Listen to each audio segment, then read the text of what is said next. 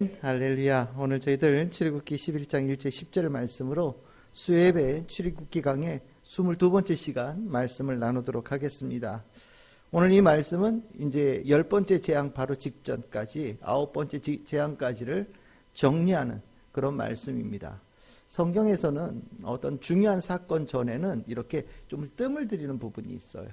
창세기 같은 경우에는 족보가 나온다든지 다른 앞에 중요한 일을 우리가 기다리고 있는 상황 속에서 뭔가 조금 정리하고 좀 더 의미를 새기고 다음번에 나오는 이야기를 좀 더 깊이 묵상할 수 있는 그런 장치들을 둡니다.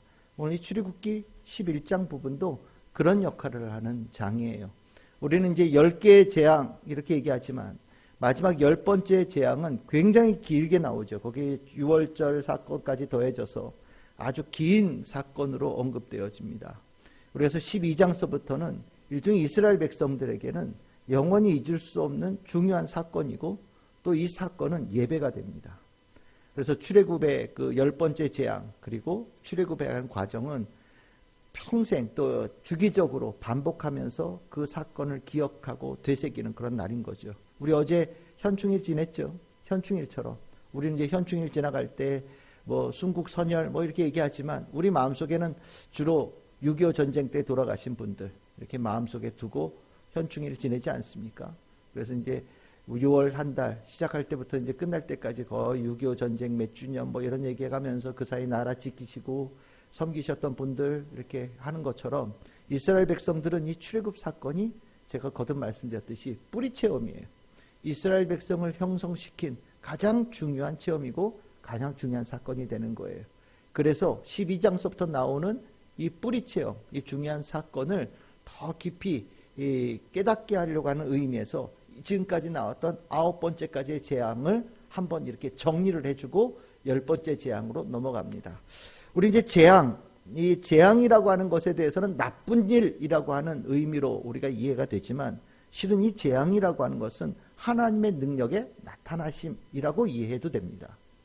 그 하나님의 능력의 나타나심이 이스라엘 백성들은 높이셨고 애굽 사람은 낮추시는 걸로 나타난 거죠. 하나님께서 가지고 계신 능력을 가지고 울부짖었던 이스라엘 백성들은 눈물을 그치게 하시고 그들에게 자유를 허락하시는데 그 능력을 사용하신 거고 이 이스라엘 백성들을 괴롭히고 압제하고 눈물 흘리게 하고 죽이는 권력을 사용했던 애굽 사람들에게는 그들을 낮추시는 것으로 하나님의 능력을 나타내신 거예요. 그것이 우리가 볼 때는 애굽 사람들의 입장에서 볼 때는 이게 재앙으로 이해가 되겠지만 이스라엘 백성들의 볼 때는 이것은 구원의 역사가 되어지는 거죠. 우리가 왜 하나님께서 이 재앙을 통해서 애굽을 낮추셨는가? 이걸 이해하는 것은 이 재앙의 이야기를 이해하는데 굉장히 중요한 부분을 차지합니다. 하나님은 이런 사람은 반드시 낮추신다. 하나님은 이러한 사람들을 높은 곳에 그냥 두지 않으신다. 하나님은 이렇게 살아가는 사람들을 절대로 옳게 보지 않으신다라는 것을 이 재앙의 이야기를 통해서 우리에게 가르쳐 주시는 거예요. 세상의 가장 높은 곳에서 가장 교만하고 하나님을 섬기는 일에 대해서 강력하게 거부하고 대적하는 자들. 이들이 바로 애굽이죠. 애굽 그리고 그들을 대표하는 바로의 모습이 됩니다. 재앙은 그들의 그 모습을 무력화시키고 하나님의 위대하신 능력을 나타내시면서 그 하나님의 능력이 얼마나 다른지를 극명하게 보여주는 것이 재앙의 이 중요한 모습이 되는 겁니다. 그래서 재앙을 통하여서 결국 애굽에 무엇이 있는가? 아무것도 남는 것이 없게 되어져요. 목표가 그런 겁니다. 하나님의 능력이 나타났을 때 애굽 땅에는 남는 것이 없는 거예요. 다 망하는 겁니다. 이미 신하들이 얘기했잖아요. 바로요. 우리가 이미 다 망한 줄 모르십니까? 라고 신하들이 얘기할 정도로 이 재앙을 통해서 하나님께서는 애굽을 철저하게 망가뜨리시고 그들이 가지고 있는 권력을 무력화시키시는 거예요. 이 하나님의 이 뜻은 우리가 반드시 기억해야 됩니다. 하나님의 이 능력 앞에 능력을 하나님께서 우리에게 보이실 때 우리를 치료하시고 우리를 회복시키시고 우리를 자유케 하시고 문제를 해결해 주시는 것도 능력 나타남이지만 똑같이 우리가 잘못할 때는 그러면 안 된다라는 것도 능력을 통해서 나타내 주시고요. 우리가 잘못되어진 길을 갈 때 그것을 막아세우는 것도 능력을 통해서 보여주신단 말이죠. 결국 하나님의 그 능력을 내가 재앙으로 맞이할 것인가 구원으로 맞이할 것인가는 우리들의 삶의 자세에 달려있는 겁니다. 애굽 사람들은 하나님의 능력을 재앙으로 받아들이는 모습으로 가는 거예요. 하나님께서 뭘 하던 간에 막아서고 하나님께서 뭘 하시던 간에 더욱 완악해지고 하나님께서 무엇을 보이시든 간에 하나님을 거부하는 데 그 힘을 쓰잖아요. 버티는 거죠. 우리가 주일날 말씀드렸듯이 이스라엘이 되기 전에 야곱의 모습, 야복강 넘어가지 않고 끝까지 버티고 밤이 새도록 자기 고집 꺾지 않고 내가 강을 건너가는 대신에 다시 광야로 갈 수도 있겠다라는 그 모습을 보이는 거 다 똑같은 모습들이에요. 그러면 그 야곱에게 하나님께서 능력을 나타내셨죠. 하나님께서 그를 치셨잖아요. 그런데 하나님께서는 야곱에게는 그를 치신 것을 통해서 야곱은 회개한 은혜가 있는 거죠. 하나님의 치시는 그 과정을 통해서 내가 깊이 잘못했다는 것을 깨닫고 하나님을 붙드는 일들이 있어서 구원 얻은 자 이스라엘 백성이 되었지만 애굽과 바로는 그런 일을 하지 못했기 때문에 이 재앙이 결국 망하는 길로 가게 되어지고 하나님의 능력을 경험하면서 망하게 되어지는 결실로 이어지게 되어졌다는 것을 이 재앙 이야기에서 보여주는 거예요. 절대 이렇게 하나님을 만나서는 안 된다라는 것을 성경에서 명확하게 보여주는 거죠. 그러면 이스라엘 백성들은 하나님의 이 능력에서 어떻게 됐냐? 높아졌습니다. 그러면 우리가 얘기할 때 애굽은 낮추셨는데 왜 이스라엘은 높이셨을까? 우리가 이 재앙 이야기를 쭉 보면 이스라엘 백성 얘기가 잘 안 나와요.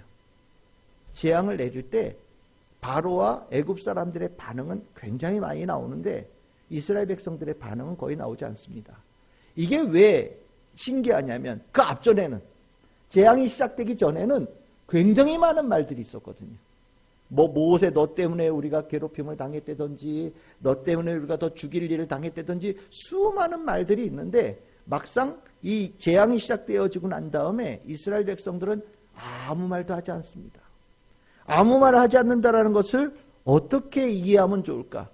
실은 이 재앙이 시작되어지면서 이스라엘 백성들은 하나님이 어떤 분이신지를 조금씩 알아가면서 기대감을 가졌던 것 같아요. 하나님께서 하시는 그 일이 저들과 우리 사이를 나누어주고 구별시켜주는 모습으로 가잖아요. 재앙이 거듭되어지면 거듭되어질수록 계속해서 전세가 역전되는 겁니다. 높았던 애굽은 점점점 내려가고 이스라엘 백성들은 점점 올라가는 거예요. 그 모습이 오늘 읽었던 본문 2절에 보시면 너희들이 은금 패물을 구하게 하라. 실은 이스라엘 백성들은 완전 거지 아닙니까? 노예들이니까 자기 소유가 아무것도 없는 사람들인데 이들에게 소유라는 것이 생기기 시작하는 거예요. 그냥 우리말로 표현하면 부자가 되어져가는 과정을 가는 거죠. 그리고 3절에 보시면 애굽 사람의 은혜를 받게 하셨다라고 얘기합니다. 전에는 어땠는데요? 애굽 사람들에게 멸시를 당했던 사람들이 이스라엘 백성들 아니에요? 함부로 대하고 죽임당하고 때리면 맞을 수밖에 없는 그런 사람들이 이 이스라엘 사람들이었는데 재앙을 통해서 점점 이스라엘 백성들은 올라가고 애굽 사람들은 이렇게 내려가는 겁니다. 그 다음에 나오는 모습은 어떻습니까? 모세가 있죠. 모세는요 누구랑 대비가 되는 인물입니까? 애굽의 바로와 대비가 되는 인물이에요. 바로는 이 위에 있던 사람이에요. 모세는 정말 저 어디서 온 사람인지 모르겠는데 거렁뱅이 비슷한 지팡이 하나 들고 갑자기 나타난 사람이잖아요. 처음에 만났을 때는 말할 수도 없는 차이가 있었던 존재예요.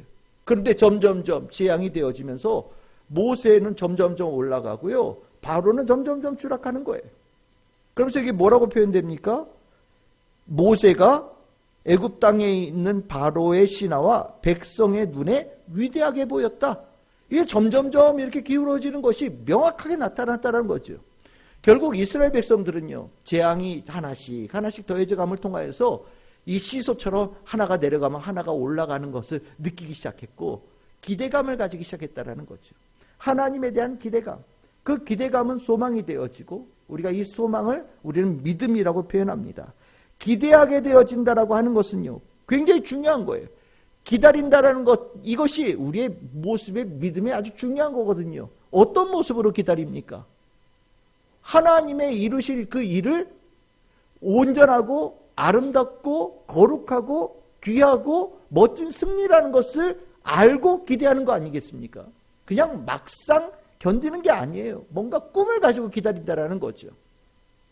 하나님은 정말 기다릴 만한 분이고, 하나님께서는 그 약속을 성취하실 만한 분이고, 하나님께서는 그 능력을 나타내실 때 옳은 것을 반드시 이루시는 그 분이라는 것을 이스라엘 백성들이 알아가기 시작하면서 입을 열어서 불평하고 불만하는 대신에 하나님이 행하신 그 일을 눈을 통해서, 귀를 통해서 마음에 새기고 하나님을 조금 더 신뢰하는 부분으로 나아가는 백성들이 되어졌다라는 거예요. 그래서 하나님께서는 그 이스라엘 백성들이 높여져 가는 일들을 경험케 만드신 거죠. 이 중요한 이 부분은 우리가 이 세상을 살아가면서 어떠한 부류의 사람을 살아가야 될지를 보여주는 아주 중요한 두 부류의 대비를 보여주는 겁니다. 하나님의 능력 앞에서 이스라엘 백성들처럼 하나님을 알아가고 그리고 기대하면서 소망을 가지고 믿음을 가지고 살아가는 사람이 될 것인가? 아니면 하나님의 능력 앞에서 내 능력으로 버티고 그것을 하나님에 대해서 맞서겠다라는 그 의욕을 가지고 나아가고 완악한 마음으로 덤벼드는 그런 모습으로 갈 것인가? 하나님의 능력 앞에서 어떤 모습이냐에 따라서 완전히 삶이 뒤바뀐다라는 것을 보여주는 거예요. 이 모습이 결국에 하나님께서 이스라엘 백성들에게 이 과정을 통해서 원하셨던 궁극적인 모습이 뭐냐? 두 가지예요. 하나님은 하나님을 아는 것. 이를 통해서 하나님이 어떤 분이신지를 아는 거예요. 안다라고 하는 거 굉장히 중요하죠. 그렇죠? 그냥 단순하게 이름을 아는 게 아니에요. 그분을 인격적으로 아는 거예요. 인격적으로 안다라는 것은 어떤 거냐면 하나님이 그냥 좋은 분일 수도 있고 나쁜 분일 수도 있고 이렇다 저렇다 이렇게 아는 걸 안다라고 하는 게 아니에요. 하나님의 선하심, 하나님의 아름다우심, 하나님의 의로우심을 아는 거예요. 하나님은 그런 분이니까요. 우리가 하나님을 알아가면서 믿음 생활 해가면서 이건 옳고 저건 뭐 나쁘고 이건 좀 옳고 이건 좀 덜하고 이거는요 믿음의 온전한 모습이 아니에요. 우리가 하나님을 알아가면요 처음에는 이런 부분은 좀 이해가 안 가는데 처음에는 좀 이런 부분은 좀 하나님 하신 것이 조금 뭔가 못마땅한데 이런 생각이 처음에는 들 수 있어요. 하지만 우리가 신앙생활해 가면서 하나님을 알아가면서 하나님의 선하심과 아름다우심과 거룩하심과 의로우심을 우리가 더 풍성하게 알아가면서 모든 의심과 불신들이 완전히 사라지는 거거든요. 처음에 신앙생활을 할 때 불평불만이 나올 수 있지만 신앙생활이 깊어질수록 우리가 하나님을 알아가면서 우리 입에서 불평불만이 사라지고 감사와 하나님을 찬양하는 것으로 우리들의 마음과 입술이 채워지는 신앙의 과정을 가야 그것이 하나님을 아는 거예요. 우리가 신앙생활에 가면서 이스라엘 백성들 지금 이 모습을 가고 있는데 우리 뒤에 알죠? 이스라엘 백성들 그 다음에 입이 터졌어요.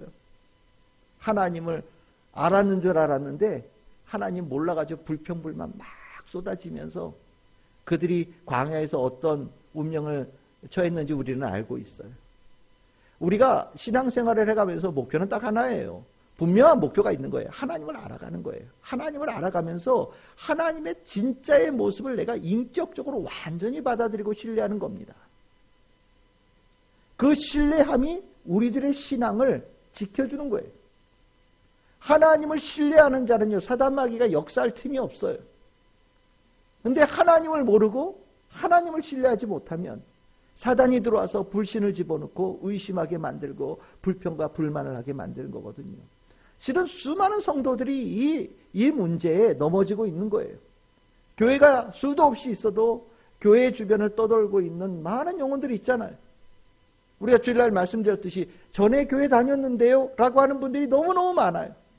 왜 이런 일이 벌어집니까? 우리 안에 사단의 방해와 유혹과 불실하게 만드는 그 모든 간섭들을 이겨낼 만큼 하나님에 대한 신뢰가 우리 안에 확고하게 쌓이지 않았기 때문입니다. 하나님을 알면, 하나님을 깊이 알면 세상 흔들려도 하나님 한번 보고 내 신앙 가요. 사람이 이렇든 저렇든 상관없이 내가 가지고 있는 하나님에 대한 신뢰를 가지고 그 신앙의 길을 끝까지 갈 수 있는 성도들이 되는 거예요. 성경에 수많은 순교자들 나오죠. 하나님의 말씀 듣고 나가는 사람들이 있어요. 이 사람들 순교할 때 수많은 사람들이 이 순교의 길을 우습게 여기고 폄하했습니다. 때에 따라서는 돌로 치기도 하고 죽이기도 했지요. 근데 이 사람들 어떻게 그 길 끝까지 갈 수 있었을까요? 하나님을 아니까. 하나님을 신뢰하니까. 주변의 사람들이 뭐라고 해도 그 길을 못 가게 하려고 수도 없이 방해해도 끝까지 그 길을 가는 믿음의 모습을 보인 거거든요. 하나님께서 이 재앙을 통하여서 이스라엘 백성들에게 하나님을 알아가는 과정 하나님께서 원하신 거예요. 두 번째는 뭘 원하셨느냐? 계속해서 나오죠. 하나님을 섬기는 거예요. 하나님을 섬기는 자가 되게 한다는 거.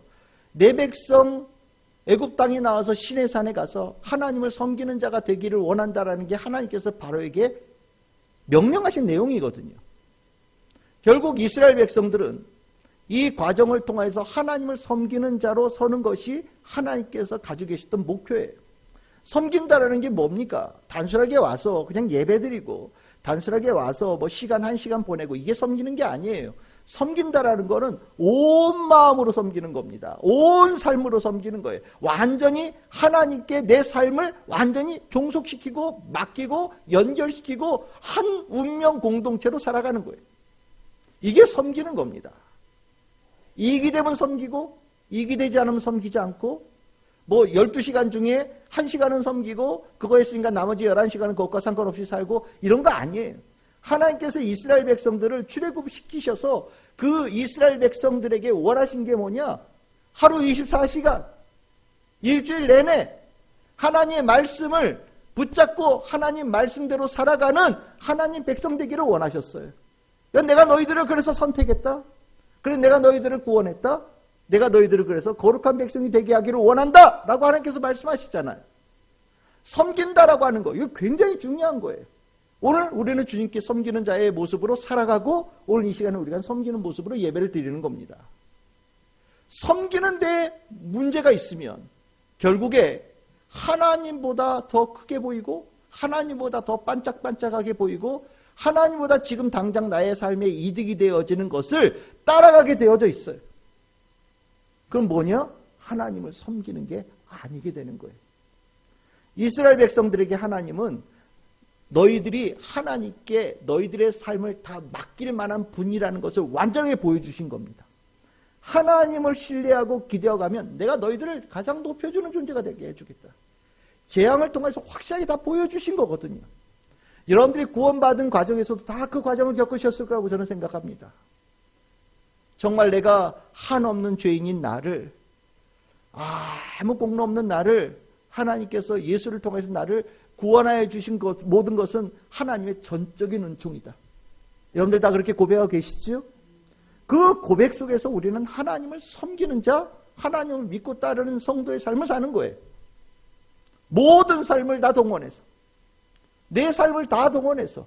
누가 그러더라고요. 평생을 그렇게 살면 아깝지 않냐고요. 이 땅의 삶이 다면 아깝다라고 생각될지 모르겠지만 이 땅의 삶은요, 전체의 생명에 비하면 점 하나도 안 되는 거예요. 아깝고 말고 할 만한 그런 시간이 되어지질 않아요. 이 시간은요, 아까운 시간이 아니라 마땅히 그렇게 내가 살아야 될 시간이에요.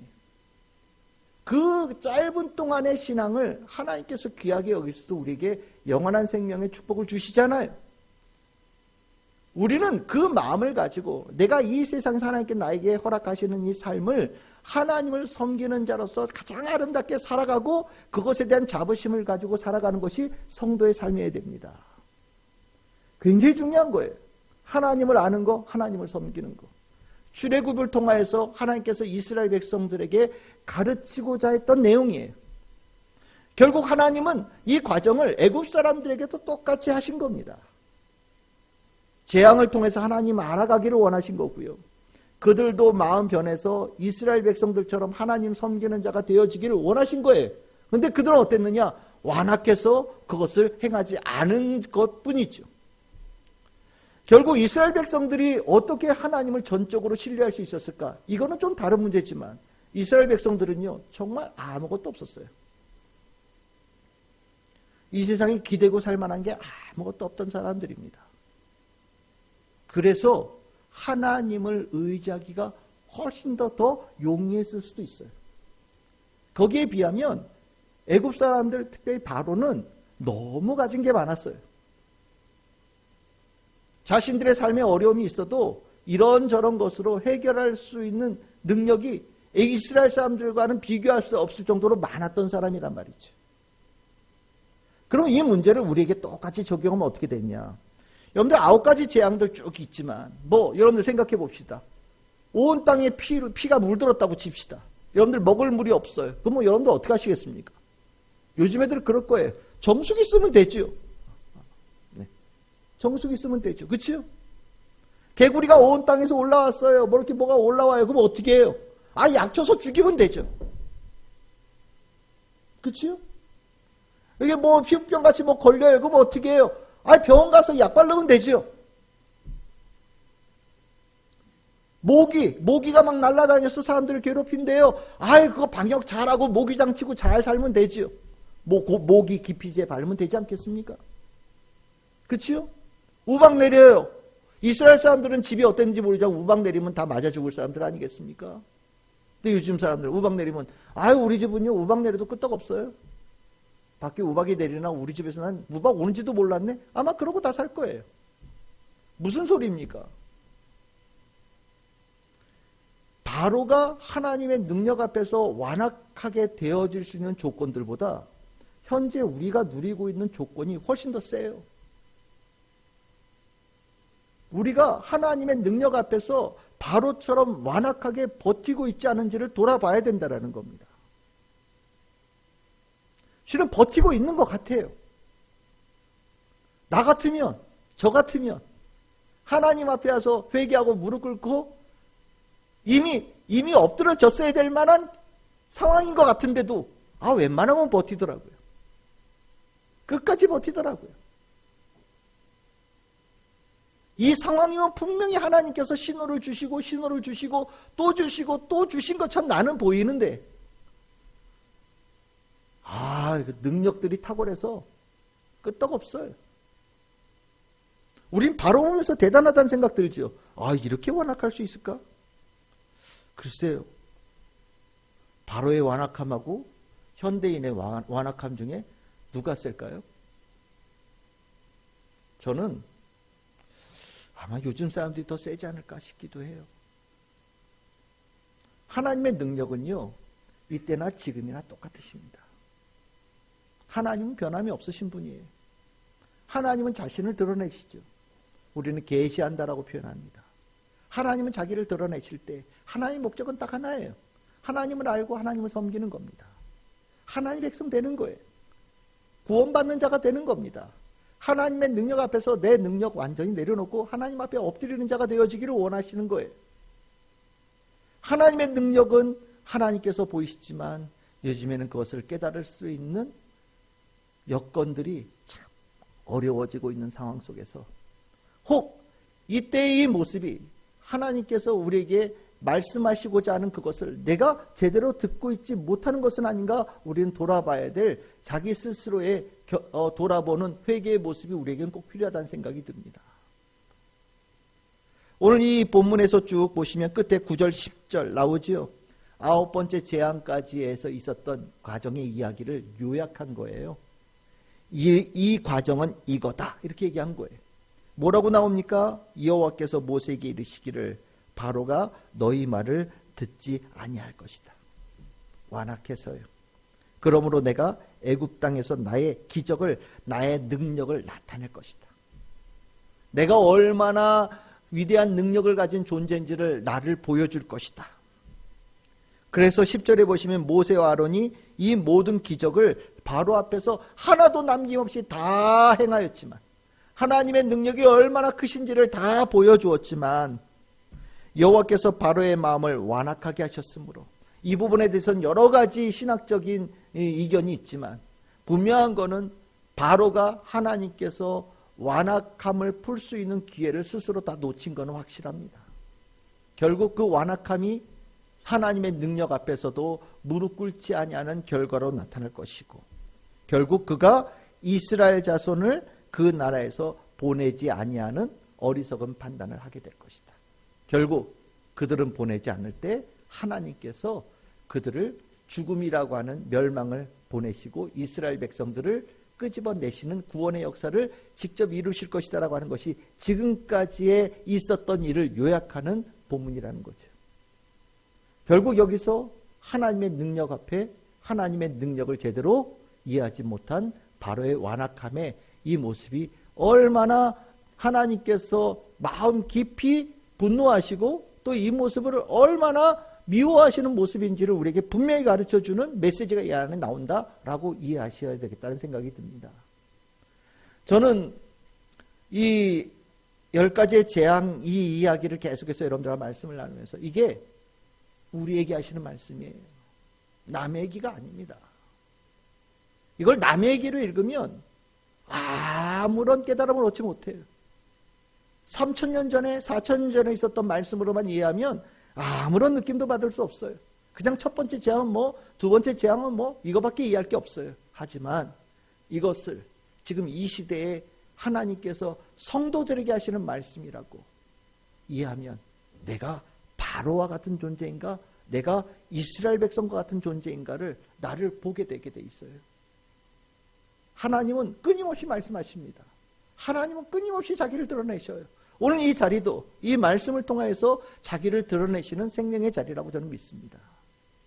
이 자리에 여러분들이 이스라엘 백성처럼 하나님을 알아가고 하나님을 기대하고 하나님의 그 역사하심을 기다릴 수 있는 믿음의 성도들 되어져서 하나님을 온전히 섬기는 자 되어져서 하나님의 구원받은 백성으로 분명히 서 있어야 되는 하나님의 축복받은 성도들이 다 될 수 있기를 소망합니다.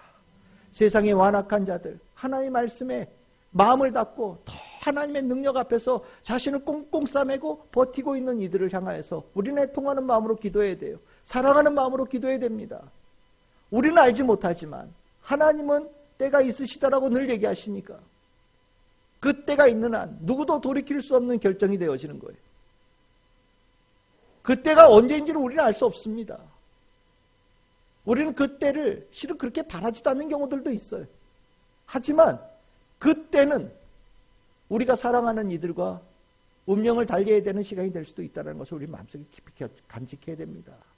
언제인지는 알 수 없지만 적어도 먼저 되어진 자들, 하나님께 먼저 선택받은 자들, 하나님의 백성으로 살아가는 자들은요, 아직 하나님의 능력 앞에서 완악함으로 버티고 있는 자들을 향하여 애통하는 마음을 가지고 그들의 구원을 위해서 기도하는 사랑의 마음의 성도들 되어져야 됩니다. 하나님께서 우리에게 기대하시는 바에 여러분들이 하나님의 능력 나타내시는 성도의 삶을 살아가실 거라고 저는 믿습니다. 하나님께서 여러분들에게 구원의 능력까지 더하여 주셔서 많은 영혼들이 주님께서 돌아오는 역사, 우리 참 즐거운 교회와 이 땅의 교회의 역사를 통해 일어나기를 주님의 이름으로 축복합니다.